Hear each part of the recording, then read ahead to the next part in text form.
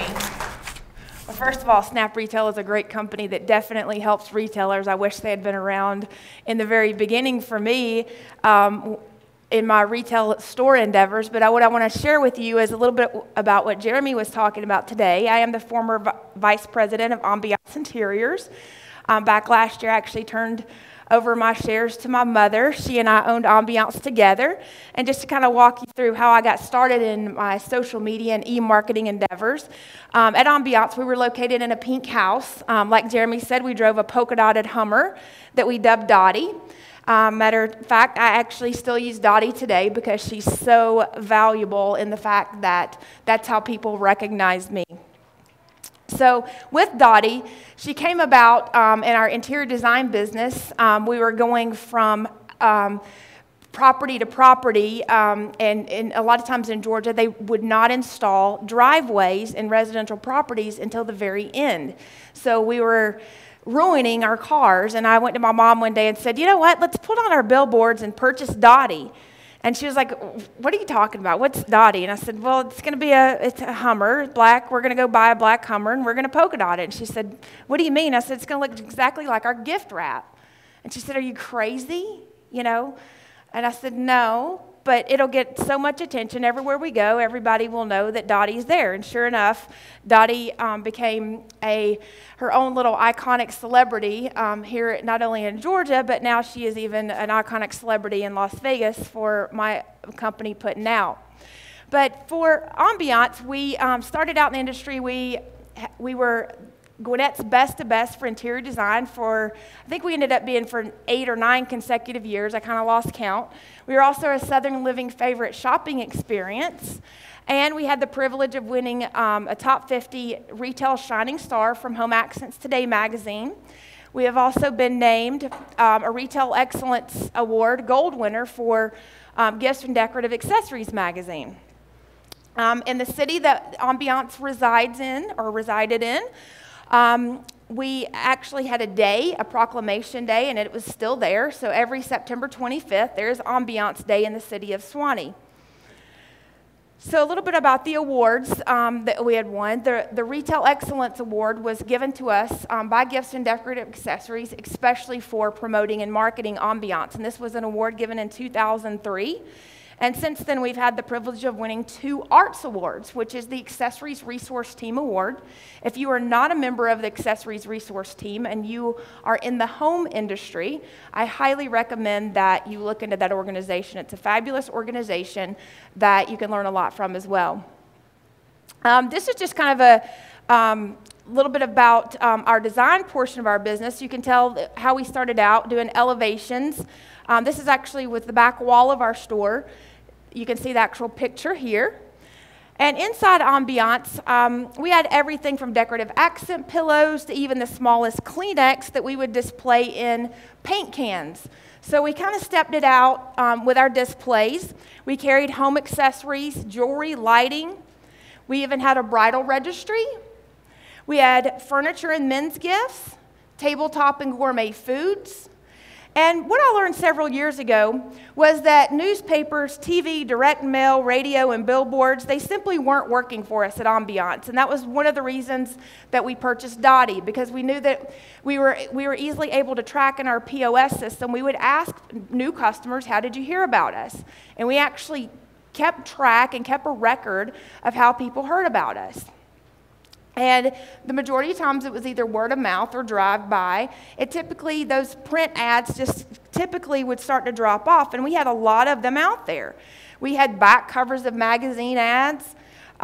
We had front covers. We were even on front covers of several magazines here in Atlanta.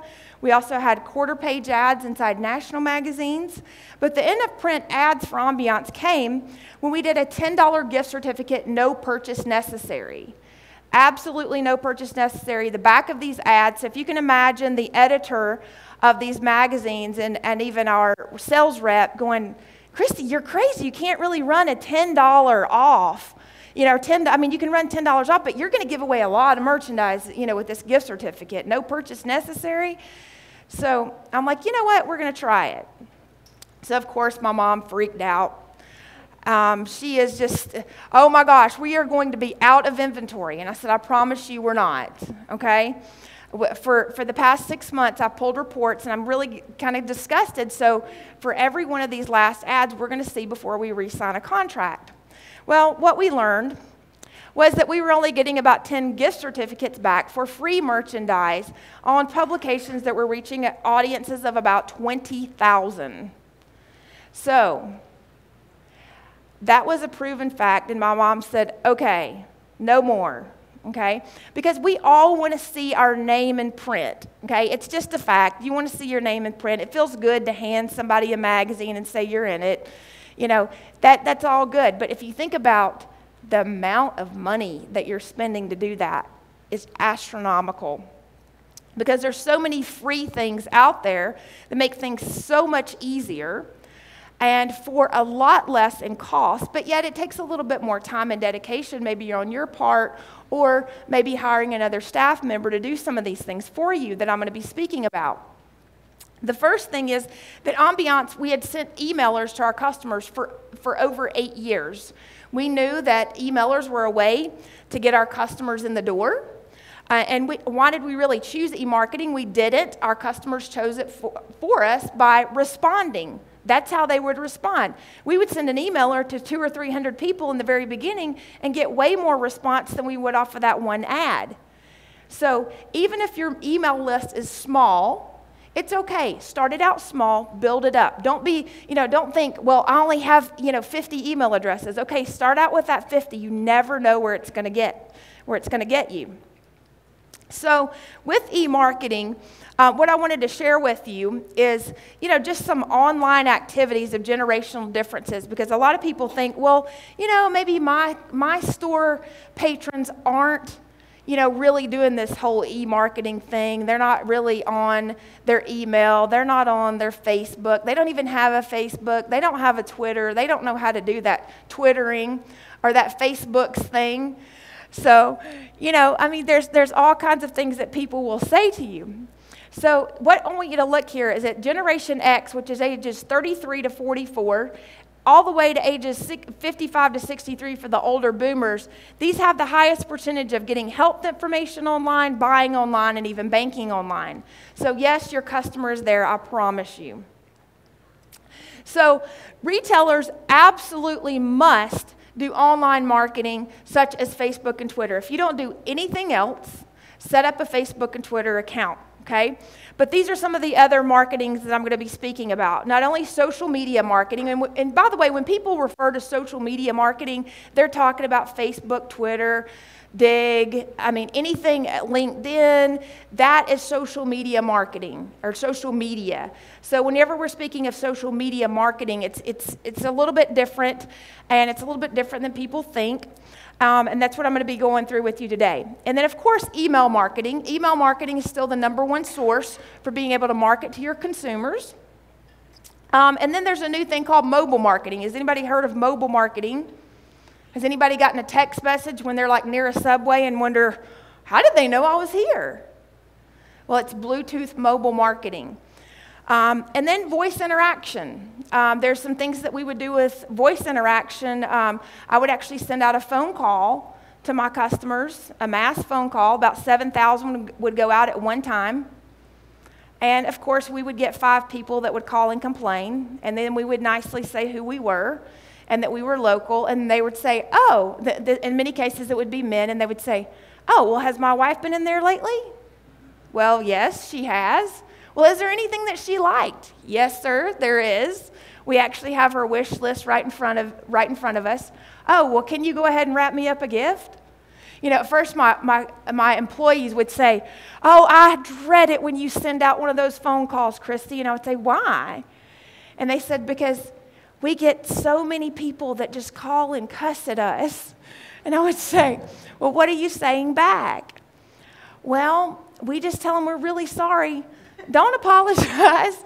Let them know who you are. Then we're not just a typical, company, we're actually local, their family shops here, name the family's name, and see what happens. And from that point forward, we were able to turn those 5 to 10 people who would call and complain into customers before the end of the day. So voice interaction is also very, very important. But social media is absolutely should be number one on your list if it's not already. That's the reason I absolutely love it. I use things obviously once you set up your Facebook fan page, which Snap Retail actually has a great video on helping you set up your Facebook fan page. And I believe that they can even help you do that in their showroom in Building 2, 1800. But from that point forward, after you set up your fan page, you're going to want to start using the Facebook apps, okay? Because this is how you are making money. Believe it or not, these Facebook apps are going to help you make money. And by doing things like posting on your wall whenever you have a new arrival, you can even post photographs, videos of your store. You can post photographs of your new arrivals, such as we've done here. We had just gotten a collection, this was last year, we had just gotten a collection of coats and we post them online immediately, okay? And by doing so, what do you think happens? Do you guys know what happens when you post something on a Facebook fan page? Okay, all those people that like you, you're showing up in their news feed, okay, what's called the news feed. And to me, I view the news feed like the new newspaper, okay? So look at Facebook as your new newspaper. That's the number one thing that you should really think about. You know, forget the paper newspaper. Matter of fact, how many of them have gone out of business in the past couple of years? Okay, because Facebook is taking over, because people can like your company and they're saying, okay, it's okay for these people to send me their information. So we would post things like new arrivals. We would also post thank yous to our customers. But the other thing that we would also post is community events and fundraisers, because we not only made our page about us, but we also made it about the community.